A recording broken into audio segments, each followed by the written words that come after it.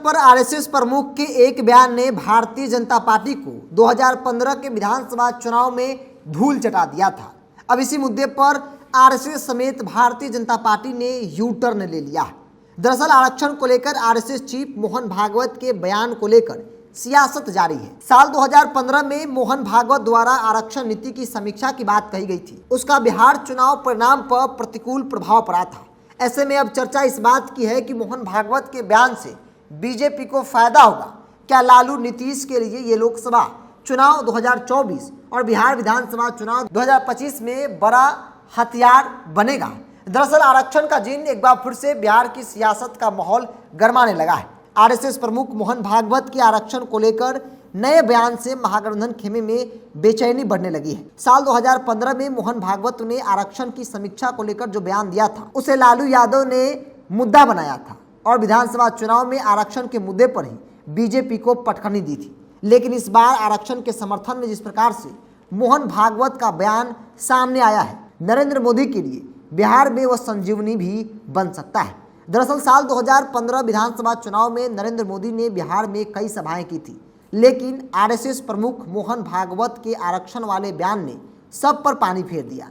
लालू यादव और नीतीश कुमार की जोड़ी ने मोहन भागवत के बयान को लेकर बिहार में पूरा सिनेरियो ही बदल दिया और बीजेपी को आरक्षण विरोधी बताने में सफल हुए। इसी कारण से साल 2015 में बीजेपी की बुरी तरह से हार हुई थी। महागठबंधन को साल 2015 के विधानसभा चुनाव में 178 सीटें आई थी और एनडीए को महज 58 सीटें मिली थी। वही अगर महागठबंधन के अंदर पार्टियों की बात कर ली जाए तो आरजेडी को 80 सीट, जदयू को 71 सीट, कांग्रेस को 27 सीट और बीजेपी को 53 सीट पर जीत मिली थी। आरजेडी सबसे बड़ी पार्टी बनकर सामने आई क्योंकि एक साल पहले 2014 में लोकसभा चुनाव में बीजेपी को बिहार में अच्छी सफलता मिली थी।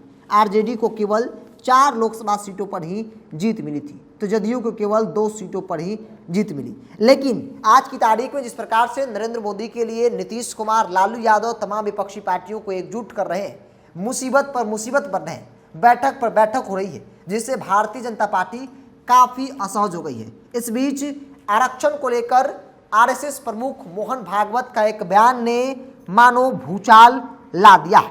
मोहन भागवत ने आरक्षण को लेकर क्या कहा ये भी सुन लीजिए। दरअसल आरएसएस के संघ संचालक मोहन भागवत ने बुधवार को कहा था कि जब तक समाज में भेदभाव है तब तक आरक्षण जारी रहना चाहिए।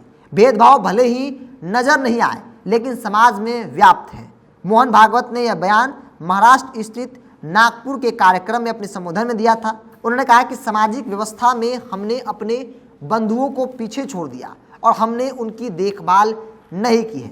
ऐसा 2000 साल तक चला। जब तक हम उन्हें समानता प्रदान नहीं कर देते तब तक कुछ विशेष उपचार तो होना ही चाहिए। आरक्षण उन उपचारों में से एक है। जब तक भेदभाव है तब तक आरक्षण भी जारी रहना चाहिए। लेकिन अब लोग पूछ रहे हैं कि साल 2015 में यही मोहन भागवत ने यह कहा था कि आरक्षण जैसे मुद्दों पर लोगों को सोचना चाहिए, सरकार को एक बार विचार करना चाहिए, यानी कि आरक्षण को खत्म कर देनी चाहिए। और इस मुद्दे को उस वक्त के लालू नीतीश की जोड़ी ने बिहार की राजनीति में खूब भुनाया। एक अलग सिनेरियो बना जिससे भारतीय जनता पार्टी को कई हद तक नुकसान ही नुकसान झेलना पड़ा।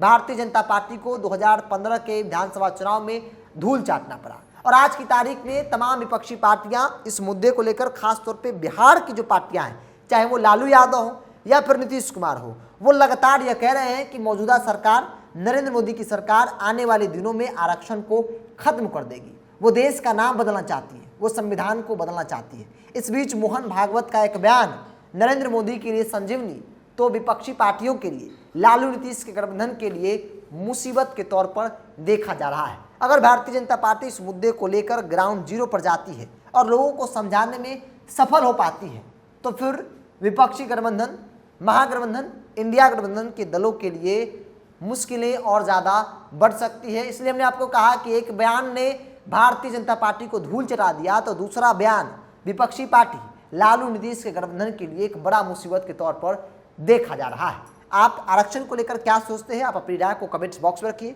अगर आप मेरे चैनल को यूट्यूब पर देख रहे हैं तो सब्सक्राइब कर लीजिए, फेसबुक पर देख रहे हैं तो पेज को लाइक और फॉलो कर लीजिए।